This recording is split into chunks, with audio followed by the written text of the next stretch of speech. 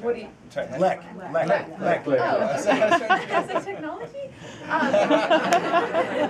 It is.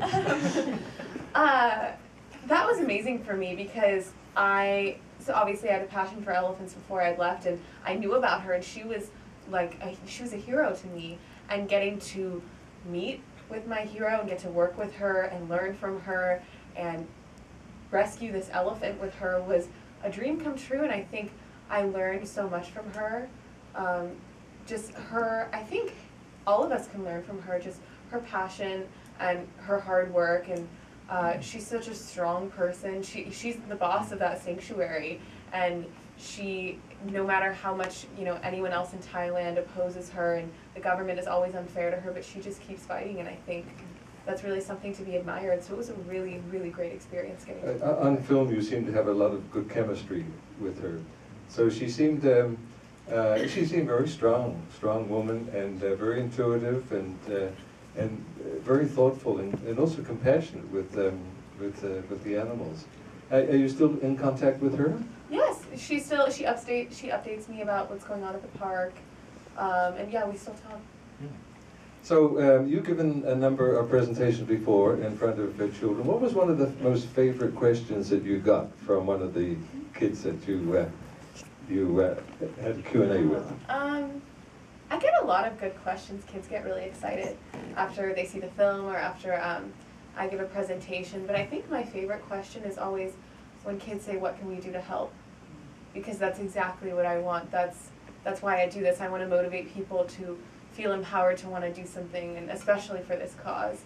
So I think that's always my favorite question when they say, "I want to help you, what can I do?" And what answer did you have for them? Well, I always tell them, I mean, it's specific for each city, but maybe if they have a Six Flags or they have a zoo there, to write letters to their city council members, just like I had done, and maybe if the circus comes to town, organize a protest. And mostly just, through social network and just kids, tell your friends, educate them if you know someone that's going to Thailand, tell them what's going on. And even, not even with elephants, because I love all animals in general, I encourage them to, any animal or anything that they're passionate about, to become activists themselves and speak up. And do you have a feeling that the support for LEC has been increased since the exposure of the film? I think so. I think, I know in the animal rights world this film has gotten a lot of really great attention, and that brings a lot more attention to LEC, definitely. I'm going to open it up to the audience for questions. Who have a question? Someone will bring you a mic. And they're running to you right now, and they're passing the baton, and they're handing it off.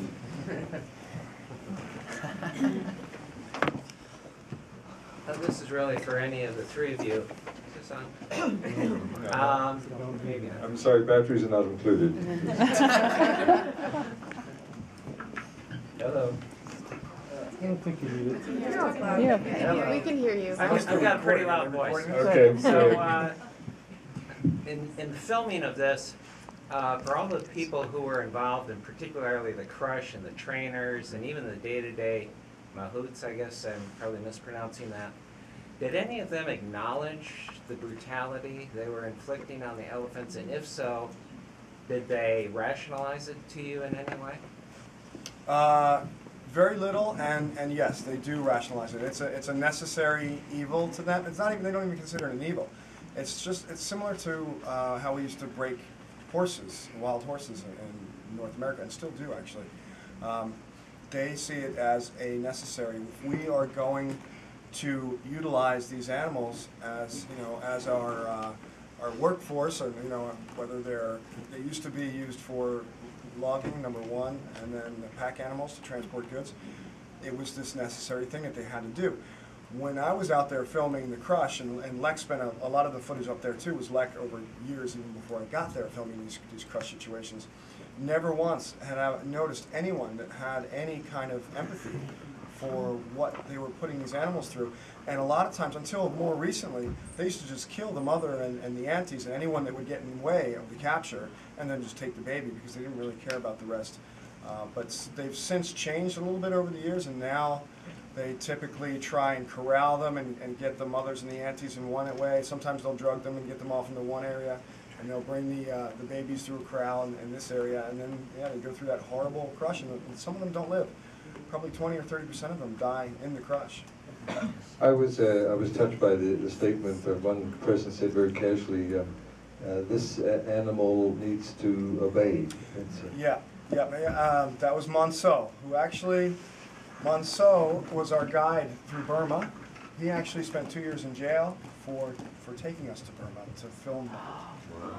He got caught, and he spent almost like, no, I think it was like 17 months he spent in jail because he was taking us to see the elephant captures and to see the logging, which is illegal.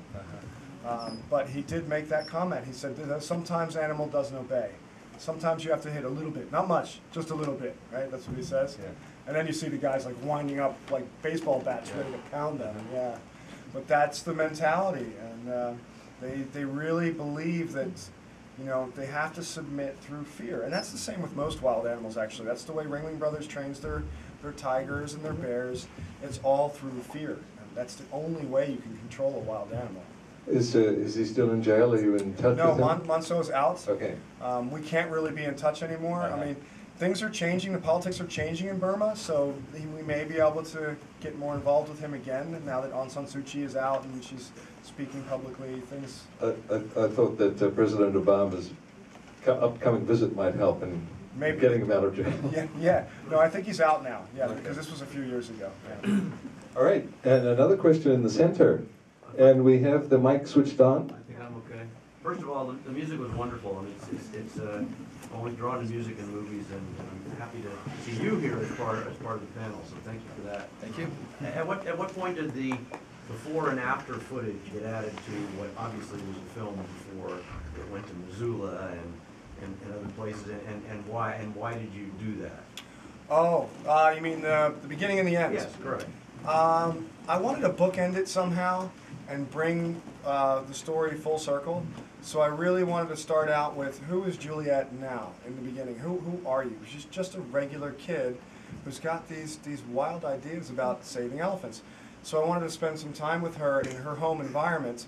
And as I was doing that, you know, one of these film festivals was coming up, this Missoula, which is kind of like a test market. And I figured, wow, this could be a great, you know, introduction and ending to the film, bringing us full circle. It's like, what are you doing here? How'd you get involved with this?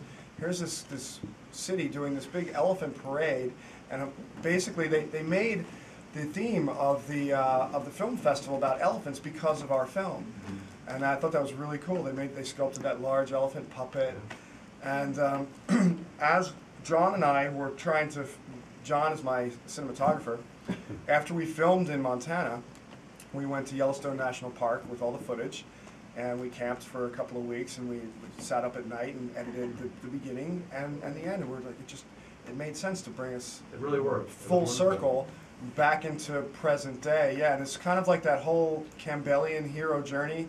You know, Juliette went off on this journey, but where did she go with the boon, the prize, whatever she got on that journey? Did she bring it back and share it with her peers? And I really wanted to show that that's exactly, you know, what she's doing. It's not just a movie; it's an actual movement that we've created. And another question behind. You brought up the idea that politically things are changing. It seems to me like this is cultural. This is the livelihood for these people. So is there some outreach to try to change the economy to guide it somewhere else? Yeah, and it's tough. And I don't pretend to understand the politics in Thailand or anywhere in Asia. Actually, I try. You know, LEC has been pushing very, very much to change legislation. She brings almost all of her employees at the park are former mahouts that she's brought in, and she's brought them in with her elephants and tries to retrain them into, you know, this new ethical standard of elephant keeping. So she's trying. She's one woman. If we had about 8 more women like LEC in Thailand, or 8 more people like LEC in Thailand doing the same thing, and that's actually the trend she's trying to create as well. Now we see in Thailand that there's a bit of a green revolution, and people are starting to see, I think tourists are demanding a more genuine elephant experience. They want to see a wild elephant. They don't want to necessarily ride on an elephant's back. So we're seeing that trend change, but unfortunately a lot of trekking camps are just greenwashing it. They're calling themselves eco camps. It's become the big popular word in Thailand. Come on an eco trek, when you're still getting on the back of an elephant that was brutally trained and has probably been shipped around from one camp to another and transferred ownership and this and that. So these elephants, you know, have undergone decades of psychological stress, and they could snap at any time. But to answer your question about the politics, it's tough because elephants they're big business in Thailand, and it's deep-rooted. It goes back centuries, and most of the elephants are run by what I call the elephant mafia. There's just a handful of guys in Thailand that own all the elephants, and they farm them out. They basically rent them out to these different trekking camps. So these elephants move from camp to camp to camp to camp. I could go to one camp one week and go to that same camp maybe 2 months later, and completely different elephants and mahouts because they've moved around, which is also a very volatile situation when you're putting elephants together that don't know each other. And I've seen them, you know, go crazy, and they've actually killed a few people last year, tourists. Yeah. So the politics are tough there. But Lek's becoming powerful. You know, she was on the cover of Time magazine about 4 or 5 years ago. She was voted one of Asia's top 50 influential women. So she's starting to get a lot of recognition. She used to get a lot of flack from the government, and now she's starting to get a little more respect, which is nice. And she's been inviting the government to the park to visit the park and see how she's doing things differently. So she's making a conscious effort. We need more like her. Do we have a question for Juliette? Okay. Hi, and thank you for, this doesn't seem to be,